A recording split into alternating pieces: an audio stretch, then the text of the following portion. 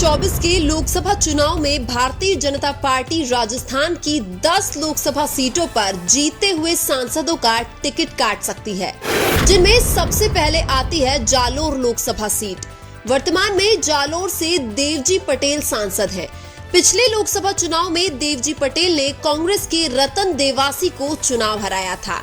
2023 के विधानसभा चुनाव में देवजी पटेल को भाजपा ने सांचौर विधानसभा क्षेत्र से चुनावी मैदान में उतारा था, लेकिन देवजी पटेल सांचौर से न केवल चुनाव हारे बल्कि तीसरे नंबर पर रहे थे। ऐसे में अब यह माना जा रहा है कि बीजेपी 2024 में जालोर लोकसभा क्षेत्र से देवजी पटेल का टिकट काट सकती है। इसके बाद आती है पाली लोकसभा सीट। वर्तमान में पाली से पीपी चौधरी सांसद है।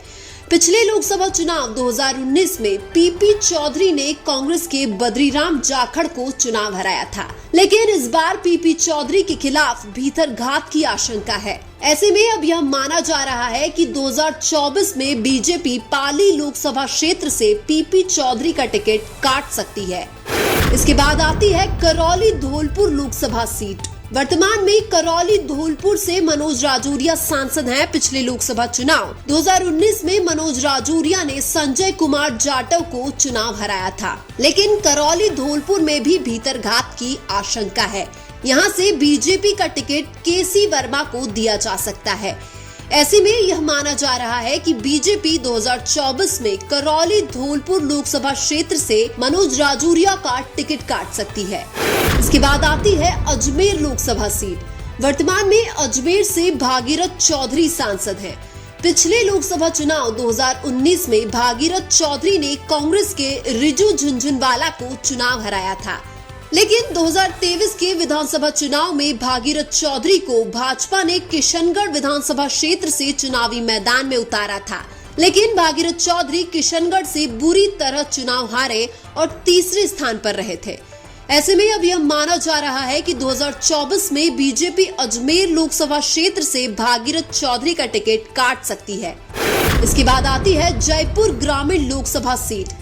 वर्तमान में यह सीट खाली है क्योंकि यहां के सांसद राज्यवर्धन सिंह राठौड़ 2023 के विधानसभा चुनाव में झोटवाड़ा से विधायक बन चुके हैं। वर्तमान में राज्यवर्धन सिंह राठौड़ राजस्थान सरकार में कैबिनेट मंत्री भी है। ऐसे में जयपुर ग्रामीण लोकसभा क्षेत्र से बीजेपी राज्यवर्धन सिंह राठौड़ की जगह किसी और को टिकट देगी।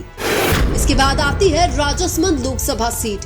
वर्तमान में यह सीट भी खाली है क्योंकि यहाँ की सांसद दिया कुमारी 2023 के विधानसभा चुनाव में विद्याधर नगर से विधायक बन चुकी हैं। वर्तमान में दिया कुमारी राजस्थान की उप मुख्यमंत्री भी है। ऐसे में अब बीजेपी राजसमंद लोकसभा क्षेत्र से किसी नए चेहरे को टिकट देगी। इसके बाद आती है अलवर लोकसभा सीट। वर्तमान में यह सीट भी खाली है क्योंकि यहाँ के सांसद बाबा बालकनाथ 2023 के विधानसभा चुनाव में तिजारा से विधायक बन चुके हैं। हालांकि बालकनाथ को राजस्थान सरकार में कोई बड़ा पद नहीं दिया गया है। ऐसे में वो खुद भी अलवर से लोकसभा चुनाव लड़ सकते हैं, लेकिन यह माना जा रहा है कि 2024 में बीजेपी अलवर से किसी नए चेहरे को लोकसभा का टिकट देने का प्लान बना रही है। इसके बाद आती है नागौर लोकसभा सीट। यह सीट भी वर्तमान में खाली है क्योंकि यहाँ के सांसद हनुमान बेनीवाल 2023 के विधानसभा चुनाव में खीवसर से विधायक बन चुके हैं। पिछले चुनाव में नागौर से बीजेपी और आरएलपी ने गठबंधन किया था और हनुमान बेनीवाल सांसद बने थे, लेकिन अब 2024 में बीजेपी नागौर से किसी नए चेहरे को टिकट देगी। इसके बाद आती है झुंझुनू लोकसभा सीट। वर्तमान में झुंझुनू से नरेंद्र कुमार सांसद हैं। पिछले लोकसभा चुनाव 2019 में नरेंद्र कुमार ने कांग्रेस के सरवन कुमार को चुनाव हराया था, लेकिन 2023 के विधानसभा चुनाव में नरेंद्र कुमार कांग्रेस की रीटा चौधरी के सामने मंडावा विधानसभा क्षेत्र से चुनाव हार चुके हैं। ऐसे में अब यह माना जा रहा है कि 2024 में बीजेपी झुंझुनू लोकसभा क्षेत्र से नरेंद्र कुमार का टिकट काट सकती है। इसके बाद आती है दौसा लोकसभा सीट। वर्तमान में दौसा से जसकौर मीणा सांसद है, लेकिन दौसा में जसकौर मीणा के खिलाफ भीतरघात का डर है। वैसे भी इस बार दौसा लोकसभा क्षेत्र में बीजेपी का टिकट डॉक्टर किरोड़ीलाल मीणा के कहने पर ही दिया जाएगा। ऐसे में यह माना जा रहा है कि 2024 में बीजेपी दौसा लोकसभा क्षेत्र से जसकौर मीणा का टिकट काट सकती है। इसके अलावा ऐसी कौन सी लोकसभा सीट है जहां से बीजेपी अपने सांसदों का टिकट काट सकती है? कमेंट करके जरूर बताएं। वीडियो अच्छा लगा तो लाइक कीजिए और हमारे चैनल मीणा की आवाज को सब्सक्राइब कीजिए। धन्यवाद।